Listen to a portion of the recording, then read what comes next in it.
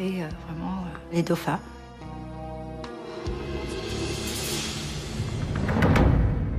« 15 heures.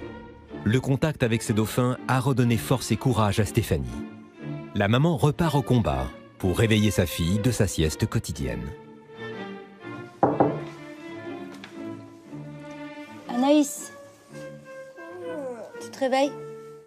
Oui, je me réveille là. Alors là, c'est du jamais vu. Il est 15 heures.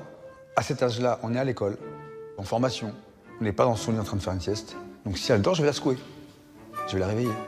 Tiens, regarde, ça c'est qui a mangé les chips à midi? Sa chambre, c'est une déchetterie. Bouge de là, je vais te faire bouffer. Il y a des chips, Eh ouais. il y a des mégots, il y a énormément de bêtes, il y a des punaises. J'ai vu des fourmis qui traînaient aussi dans cette chambre. Ça se ramasse aussi, hein. Ma chambre, c'est comme un livre.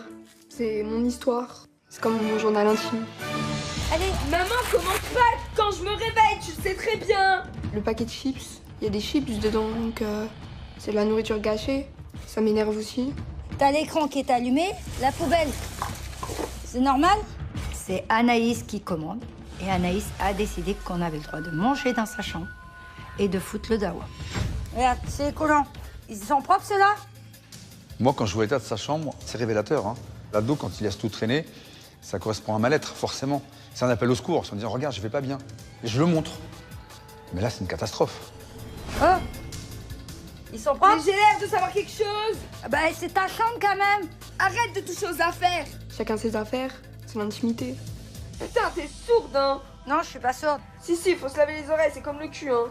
Elle fait ça pour m'énerver, parce qu'elle sait que ça me stresse. Ça me donne envie de taper la personne. En attendant, c'est une poubelle et ça pue cette chambre. Ouais, ben on t'emmerde. Le désordre, la crasse et la perpétuelle négligence de sa progéniture mettent Stéphanie hors d'elle. Mais sa colère ne change rien à l'affaire. Tu viens voir dans la salle de bain. Tu t'es démaquillée tout à l'heure?